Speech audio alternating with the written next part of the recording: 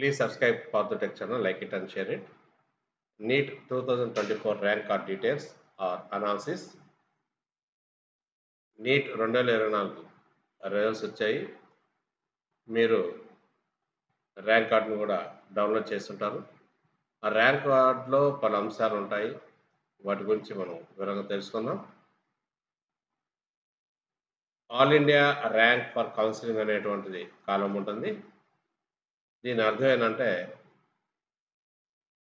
2024లో neat ఎగ్జామ్‌ని సుమారుగా దేశవ్యాప్తంగా 24,00,000 పైగా విద్యార్థులు రాయడం జరిగింది. మరి ఆల్ ఇండియా వైడ్‌గా రాయడం జరిగింది. ఇక్కడ చూసినట్లయితే కేటగిరీ వైజ్ కూడా మాట్లాడుతున్నాం. మరి ఇక్కడ ఓసీ విద్యార్థి, ఓసీ అంటే జనరల్, ఎటువంటి రిజర్వేషన్ ఉండదు. వీళ్ళకి ఈ వ్యక్తికి 7,332వ ర్యాంక్ వచ్చిందనుకోండి. అంటే దాని అర్థం 24,00,000 సుమారుగా జనరల్ కేటగిరీలో ఆ విద్యార్థి సుమారు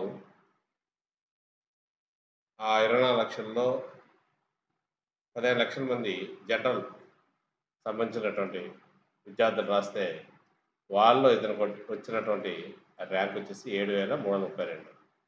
ఒకవేళ పీడబ్ల్యూడీ కనుక ఉంటే కొంత రిజర్వేషన్ ఉండేది, లేదు కాబట్టి కాబట్టి మళ్ళా కేటగిరీ వైజ్గా పీడబ్ల్యూడీ ర్యాంకు ఇతనికి లేదు, వర్తించదు.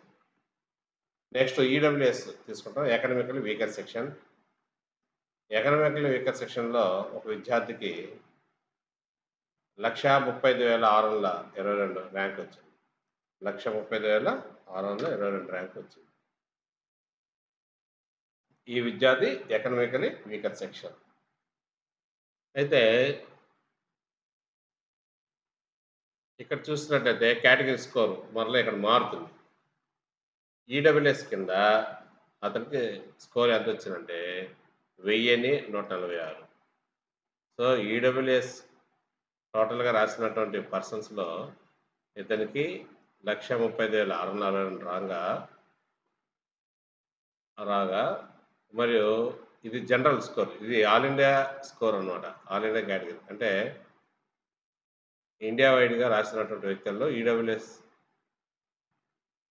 చెందినటువంటి ఈ వ్యక్తికి 1,35,642 జనరల్ ర్యాంక్ వచ్చింది. అయితే మరలా కేటగిరీ కింద, ఈడబ్ల్యూఎస్ కేటగిరీ కింద అతనికి 1,146 ర్యాంక్ రావడం జరిగింది. సో ఇతనికి ఇంకా పీడబ్ల్యూడీ కూడా ఉంది కాబట్టి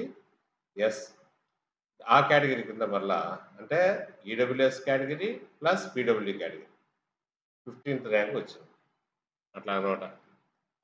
నెక్స్ట్ ఓబీసీ ఎన్సిఎల్ అంటే నాన్ క్రిమీ లేయర్. సో ఇక్కడ బీసీ వాళ్ళంతా కూడా ఈ కేటగిరీ కిందకు వస్తారు. నాన్ క్రిమీ లేయర్ బిలో అంటే 8 లక్షల లోపల ఉన్నటువంటి ఆదాయం, సంవత్సర ఆదాయము 8 లక్షల లోపల ఉన్నటువంటి వాళ్ళంతా కూడా నాన్ క్రిమీ లేయర్ కిందకు వస్తారు. వీళ్ళు ఈ విద్యార్థికి, ఓబీసీ నాన్ క్రిమీ లేయర్ విద్యార్థికి జనరల్ ర్యాంకు 1,40,446 ర్యాంకు వచ్చింది. దీనివల్ల కేటగిరీ స్కోర్ చూసుకున్నట్లయితే ఆ కేటగిరీలో ఓబీసీ నాన్ క్రిమీ లేయర్ కేటగిరీలో 6,224 ర్యాంకు రావడం జరిగింది. సో ఇతనికి మరలా పీడబ్ల్యూడీ కూడా ఉంది కాబట్టి ఆ కేటగిరీ కింద 36 ర్యాంకు వచ్చింది. సో ఇవంతా కూడా రిజర్వేషన్ సంబంధించినటువంటివి. నెక్స్ట్ ఎస్సీ కమ్యూనిటీ కానీ తీసుకున్నట్లయితే కేటగిరీ, ఈ విద్యార్థికి 2,04,436 ర్యాంక్ వచ్చింది. అయితే ఆ ఎస్సీ, ఇది జనరల్ ర్యాంకు. ఎస్సీ కమ్యూనిటీ ర్యాంకులు చూసినట్లయితే కేటగిరీ ర్యాంకు 5,023 వచ్చింది. పీడబ్ల్యూడీ లేదు కాబట్టి ఈ ర్యాంకు ఇదే అవుతుంది. నెక్స్ట్ ఎస్టీ కేటగిరీ కింద చూసినట్లయితే 32,860 ర్యాంక్ వచ్చింది. సో కేటగిరీ వైజ్గా చూసినట్లయితే 3,422 ర్యాంకు వచ్చింది.